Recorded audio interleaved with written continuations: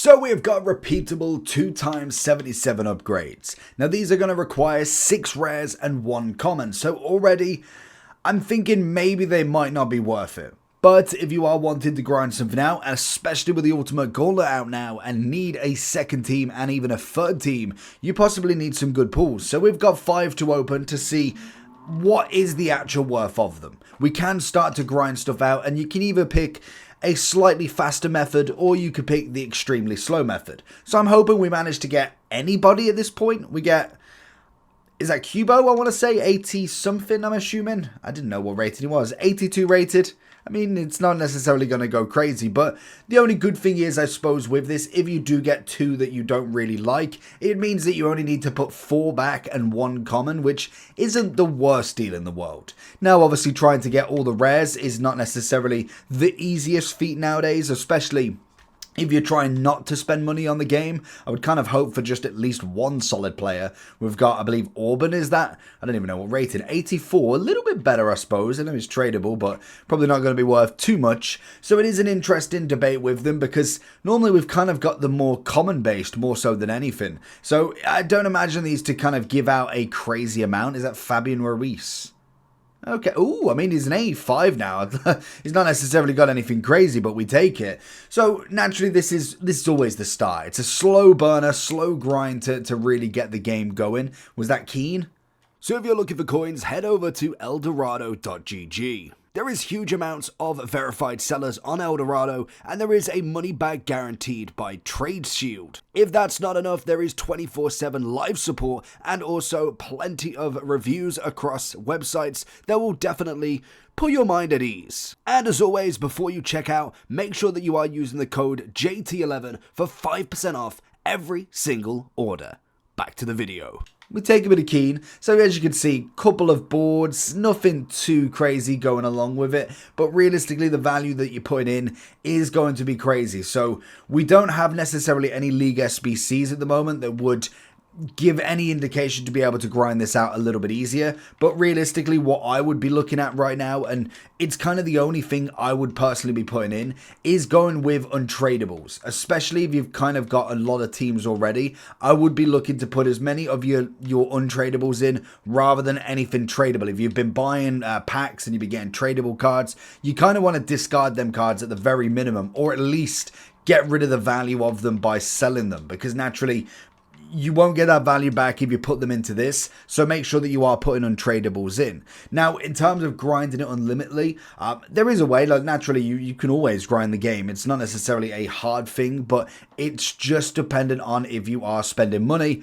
or not. If you're not spending money, it takes a little bit longer. Of course it will do. If you're wanting to spend a bit of money, then naturally it will be a little bit quicker. You'll get the gold players in, and it will just be something that you can kind of grind out just that little bit easier than naturally the kind of just hovering around as such. So in terms of spending money on the game, the things I would be looking at, if you're already spending, definitely doing your preview packs is always worth it. I was going to say, watch me get Konza again. We get nothing really worth rating. So what I would be looking at is, naturally, there's always a lot of promos. We've got the player picks, stay away from them. You want to be looking realistically for a lot of the rares. What's in the provision? Oh, okay, so they have got these. So you're kind of looking at this, really. 45 rares for 1,000 FC points. You're guaranteeing yourself the actual players. Now, obviously, if you was to get 15 more, you'd be able to do 10 of the packs, or, yeah, 10 of the upgrades, giving yourself, what, 20 77s. You could recycle a lot of them. So realistically, every time that you do this and maybe have 15 just left over, you'd be able to do around about 15 to 20 upgrades. So that's not necessarily the worst that you can do. So in terms of value of what you're spending, when you do look at a lot of these cornerstone packs and the essentials, you're not necessarily getting 45 rares. Now, obviously, with the provision, it is 75 to 80. So you're not going to be able to get anybody from them. That's where obviously this value comes in for this. So you can kind of see the best one that you're looking at is probably the seasonal supply really. Does give you the SB points as well. 5 rated over 80, 1 common and 45 common gold. So I mean, you do get a fair whack of players, but realistically you're looking at this one. 26 gold rare players, 1 being a player pick, so 25 in total for 1,000 points. So that's going to be the chance of you getting something and the best amount back. Now, I obviously wouldn't necessarily recommend spending as many money on this really. I'd be trying to grind it out slowly, doing your objectives and kind of growing through the game naturally. Because realistically, you've got a lot of work to do. I wouldn't be sitting here grinding these out. I think you're definitely better off with player picks at the early game. I think there's just a better method. And naturally, you want to be finishing all of your upgrades as much as you can. Plenty of your challenge SBCs. Then work onto your game modes. Your rival rewards, your obvious squad battle rewards. Then obviously the gauntlets, the objectives, the evolutions if you really want. I'd be trying to complete as many of these for as many players as you can. Because at least then you are going to get at least some players or some packs back that will then give you more untradeable stuff to grind into this.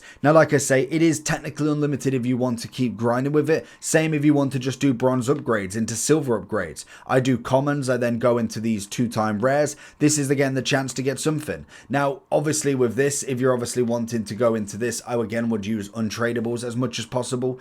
You definitely want to kind of move any of your players out that you want to keep, but naturally these are going to be something that you can obviously throw into this and just get some rares back. It's not necessarily going to hurt too much to do a gold upgrade, which is a potential of something, and then throw in the rares into the 77, which is a chance of something. That's the whole point of it. The grind is to try and get anything realistic. Is that Hampton?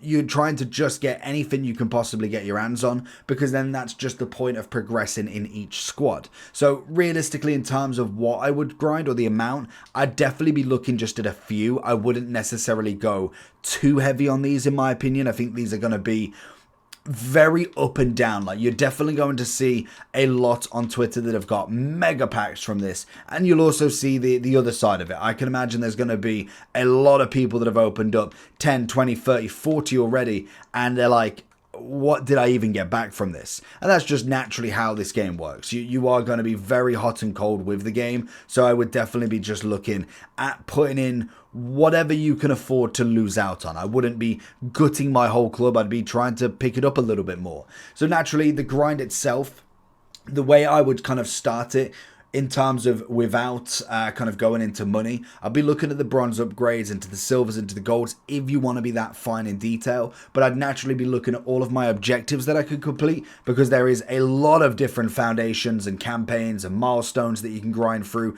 You just look at the rivals mastery. It may not be like nuts kind of variations. Like realistically, you're looking at more your assists, if anything. Like, I'll get myself a rare player pack. I'll get myself in this one 100k pack with X amount of games to play. Rush, I'll be able to get a few more players back. So trying to finish off as many of them as possible is going to be the kind of next best way to do. Again, SBCs, you get a rare players pack for finishing 250 of them. So that kind of works hand in hand with this one. But then if you're obviously looking at your, did they get rid of shooting, or have I just missed it?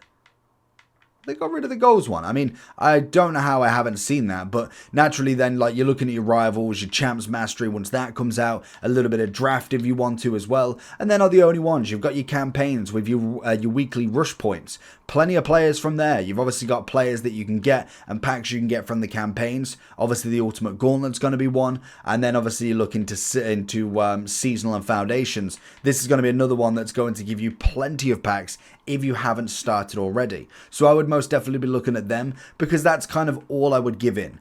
If then you are struggling and you're thinking, okay, I just want to buy some, then it's no shame to really buy the provision and buy the 50k here. I don't think it's necessarily the worst thing that you could do with your money, but there's also smarter things. I'm not saying everybody needs to go and do this 50k, but if you are looking to get another 15 done, there's a potential you could turn the 50k coins into 50k untradeable players, 15 upgrades. There's a chance that you might get something. I think that's at least a gamble, I would say, is a little bit of a kind of you could do the 50k and you can get extremely lucky and you'd get way above your means. And there's also the others where you might just break even. Realistically, even with the 6 or 7 that I've done, there's a couple of k players here and there. So realistically, if I did another 10 on top of that, there's a likely chance I might get at least one walkout that could be worth at least 15 or 20k, so it's not necessarily the worst value for it.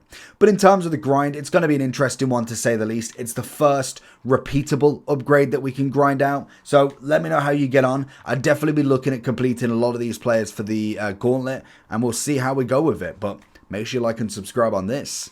Peace.